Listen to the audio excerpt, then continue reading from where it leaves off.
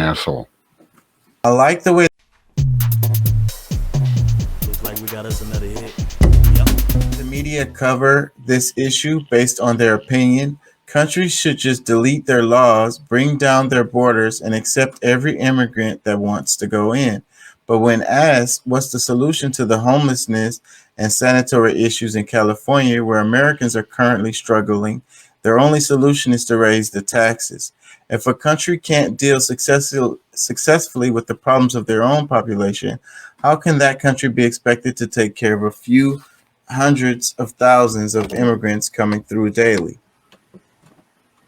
And that's a overall fair argument. This is where I'm leaning towards. That's an overall fair argument. I have to give them that, but it's pointing away from, we have laws in place related to asylum. You know what I'm saying? And okay, here's the thing. Number one rule of asylum: you have to be on American soil. That's why they be stopping them before they get over the ocean. That's why they don't want the boat to land. And that's why they're turning them away and making them camp outside the border. Mm-hmm. And all of that. Because, so understanding that helps a lot to understand why they turn them back on boats. Where do they go? The closest possible. You can't take them. Okay, you can't take them to like some worse country or some other country because they're not going to take them. So you have to take them to the closest place that they came from, which is normally back home. It's sad saying this, and I understand. Like I say, I feel one way about it, but at the same time, I get it. I get what they're trying to do. I'm for them trying to get a better life and things like that. But the very fact that they speak multiple languages, and damn near every one of them does, puts them way ahead of the game, not just to get to America, but to get to anywhere. Yeah, well, the people are giving them a hard time everywhere they're going. Let me read some more comments. It says, why did the woman from the State Department bother to sit down to an interview if she did not plan on answering any questions? We're going to get to that. Another comment, it says, I feel very sorry for the Haitians having to deal with this horrible situation in their country. However, people in Haiti have to help their own country improve, or else it never will.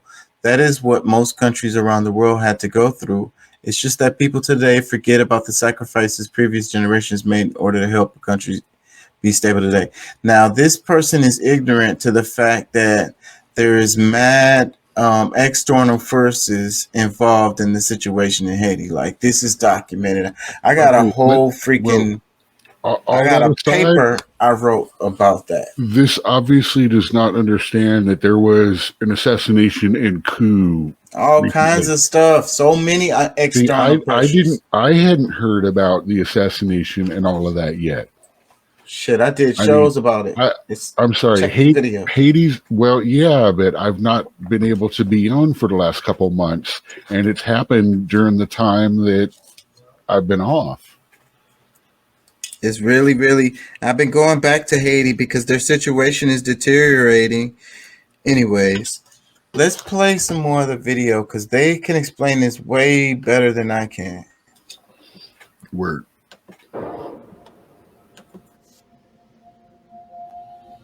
Haiti's second largest city, Cap Haitian, lies on the northern coast.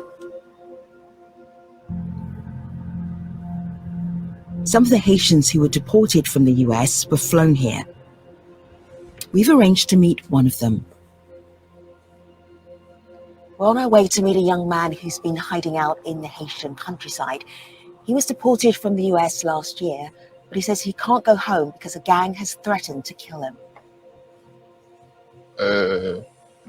Par raison de sécurité et puis rester dans l'anonymat. I prefer to remain anonymous and be called Jack Keys Jack au lieu de instead of my real name. Non officiel. Jacques is 26 years old. He used to live in Port-au-Prince, but he's now in hiding outside of the city. He's afraid to return home because he says a local gang accused him of ratting them out to the police. Because of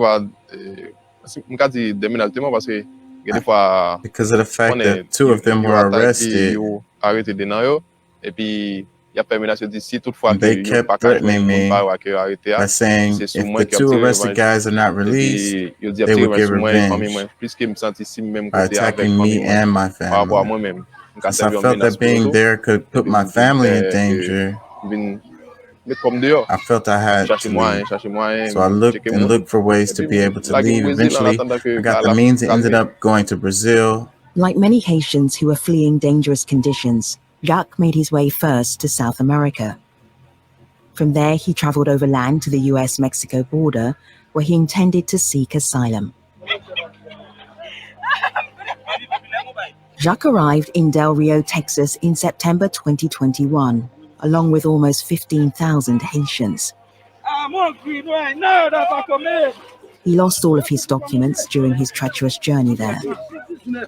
And I'm on 7 days under a bridge because there were a lot of people there waiting. When your number is called, you take it and then put you in a detention center. To tell you the truth, once you get there, you can see that people are not living well under the bridge because there is so much dust under the bridge. Some of the people were laying in the dust or on a piece of cardboard. People with kids and people without kids, all are sleeping on the ground. No bathrooms, people had to bathe in the river. The situation posed a major dilemma for the Biden administration, both logistically and politically. Conservative media and Republicans blasted the White House as weak on immigration. They waited for Joe Biden to become president, and they came here for the free health care and housing that Joe Biden promised them. An Al Jazeera camera caught a Border Patrol agent cursing at a Haitian migrant. Hey, you use your women? Because it's why your country, because you use your women for them. The images of Border Patrol on horseback went viral, drawing more attention to the crisis. We witnessed with horror the images that were emerging from Del Rio, on these Border Patrol officers that were chasing Haitian asylum seekers in horseback. So I think what happened in Del Rio was certainly harrowing and unconscionable, and for many, maybe an epiphany for them. But for most of us, that was really just, imagine all the things that we don't see. That's what brought us back to a time of slavery in the United States, when the masters were holding Black people with complete force and complete power. The White House responded with sympathy toward the plight of the Haitian migrants. What I saw depicted about those individuals on horseback treating human beings the way they were is horrible. And I fully support what is happening right now, which is a calling bullshit. Within a week, all of the migrants were cleared. Those clips were, yeah, it's a whole thing. We talked about it. To Mexico to avoid being deported. Many were processed and moved to immigration detention facilities in the US. 2,000 were swiftly flown back to Haiti. Jacques was one of them. Et puis après, elle commençait à jouer dans l'avion tout minoté. Et puis, on déminoté nous juste là, nous arrivons dans l'aéroport là, au Cap Haïtien. Arrived at the airport. That was really difficult. Non, parce que ouais, tout est bon fait. All of the efforts you made, all the expenditures you made, all that fell by the wayside to deport you, and you have nothing to show for it. That's what really scarred me, the deportation. The atmosphere awaiting Jacques back home resembled a war zone. Gangs have been battling each other in the capital Port-au-Prince. More than 1,000 people have been killed in the violence just this year. Residents have been forced to flee their homes. Kidnappings have become commonplace. People have been escaping Haiti from generalized violence at the hands of criminal groups, gangs, with no protection from the authorities in Haiti. Nearly half the country, or close to 5 million people, are facing acute hunger. Even cholera has returned after being eradicated 3 years ago. Gas is $20 a gallon right now. Food, health, education, it's a state in complete collapse. The security situation in the country has deteriorated significantly in the past year. Recently, Haitians have taken to the streets protesting high gas prices and a government that they have little confidence in.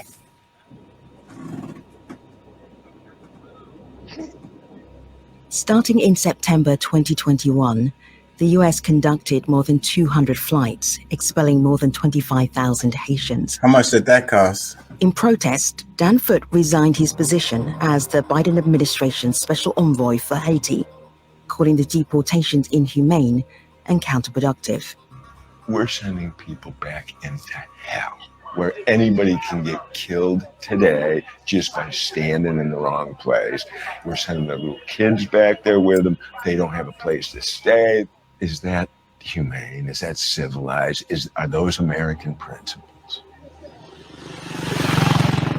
What it is shocking this time is that the Biden administration has built a narrative that they were going to be different. The US government did not hear asylum claims from thousands of Haitians due to a policy first established under President Trump. Title 42 is a public health order that uses the COVID-19 pandemic as a pretext for deportations without hearing claims for asylum. The Biden administration policy towards Haitians seeking safety and asylum has been one that is violating the human rights of those people who are in need of international protection. Title 42 is a public health authority and not an immigration policy. It is not specific to Haitian nationals. People who were forcibly returned to Haiti were never offered COVID testing, COVID vaccine. They were not even receiving the minimum to prevent COVID spread. Do we know who has tested positive, if people got sick, any kind of symptoms among this group of 15,000 you said? Yes, so we did not test that population of individuals. We do not know, I do not know, I should say, if I may be perfectly accurate, I do not know whether anyone was sick with COVID. Title 42 is only an excuse to prevent people from seeking asylum at the border with the only intention to deter people from exercising a right. Because migration has become such a hot button issue, and I think President Biden, who was responsible for our migration policy in Central and Latin America when he was vice president, understands how intractable the problem is, that rather than go through the hard work of figure out how to solve it, it's just easier to get votes by closing the border and deporting people. The Biden administration planned to end Title 42 after most of the Haitian deportation flights, but Republicans blocked them in court. A federal judge struck down Title 42 in November, ending it. He wrote that government officials knew the order would likely expel migrants to locations with a high probability of persecution, torture, violent assaults, or rape. The history, the dreams, the families, everything is falling down. The policy stood in sharp contrast to another situation: Ukrainian refugees who were welcomed at the US-Mexico border. In April of 2022, the administration announced it would allow 100,000 Ukrainians to come to the US for 2 years if they had a sponsor who could support them.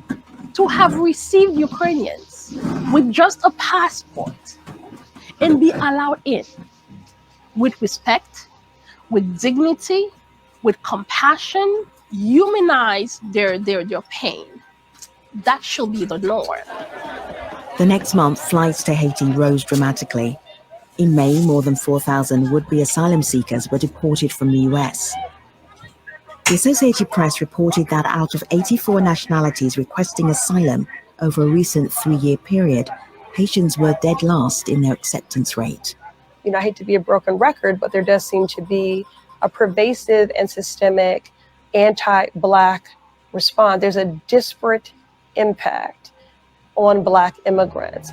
You have to wonder, going back to what President Trump mentioned, we want people from Norway who have blue eyes, blonde hair, but we do not want people from shithole countries like Haiti and many African countries. So what I really understood is that Trump said it, Biden proved it.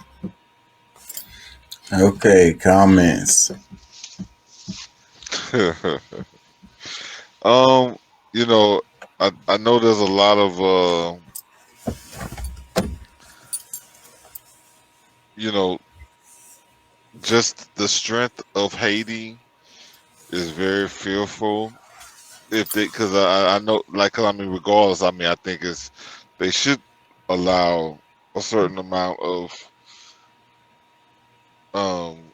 you know, black immigrants, you know, Haitians or whatever, to come into the Americas, especially when they give so many non, or shall I say, white, or what we consider to be white. And it should be indiscriminate, and like this is the law, and I think that's where we're getting lost in it. The human rights